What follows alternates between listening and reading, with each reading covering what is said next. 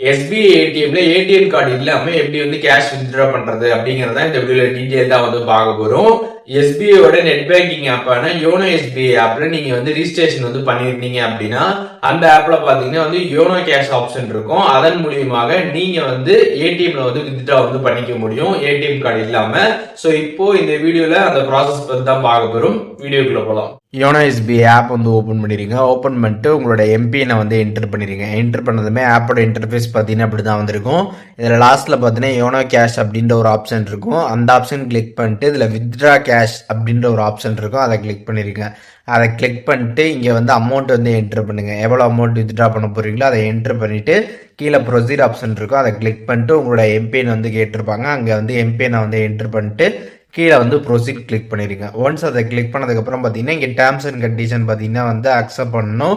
கீழே பார்த்தீங்கன்னா அந்த செக் பாக்ஸை டிக் பண்ணிட்டு கன்ஃபார்ம் கொடுத்துருங்க. கொடுத்ததுக்கப்புறம் பார்த்தீங்கன்னா வெரிஃபிகேஷன் கோடு பார்த்தீங்கன்னா எஸ்எம்எஸ்ல வந்து சென்ட் பண்ணிடுவாங்க.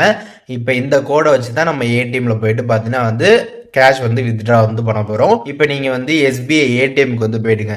SBI ஏடிஎம் போயிட்டு அதில் வந்து அந்த மிஷினில் யோனோ கேஷ் அப்படின்ற ஒரு ஆப்ஷன் இருக்கும்.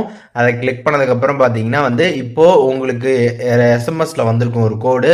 அந்த கோடை பார்த்து இங்கே கரெக்டாக என்ட்ரு பண்ணிடுங்க. என்ட்ரு பண்ணிட்டு கன்ஃபார்ம் கொடுத்துருங்க.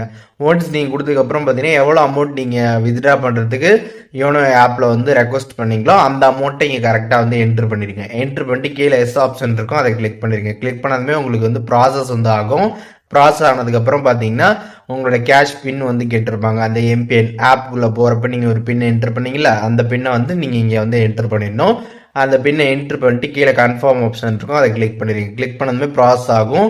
அதுக்கப்புறம் பார்த்தீங்கன்னா உங்களுக்கு கேஷ் பார்த்தீங்கன்னா வந்துடும். நீங்கள் வந்து கேஷ் வந்து எடுத்துக்கலாம். ஸோ இப்போ இந்த ஒரு மெத்தட் மூலியமாக நீங்கள் வந்து ஏடிஎம் கார்டு இல்லாமல் SBIயில் வந்து உங்களோட யோனோ ஆப்பில் வந்து ஒரு ஓடிபியை வந்து ஜென்ரேட் பண்ணி அந்த ஓடிபி மூலியமாகவே ஈஸியாக பார்த்தீங்கன்னா ஏடிஎம்லேருந்து நீங்கள் கேஷ் வந்து வித்ட்ரா பண்ணிக்க முடியும்.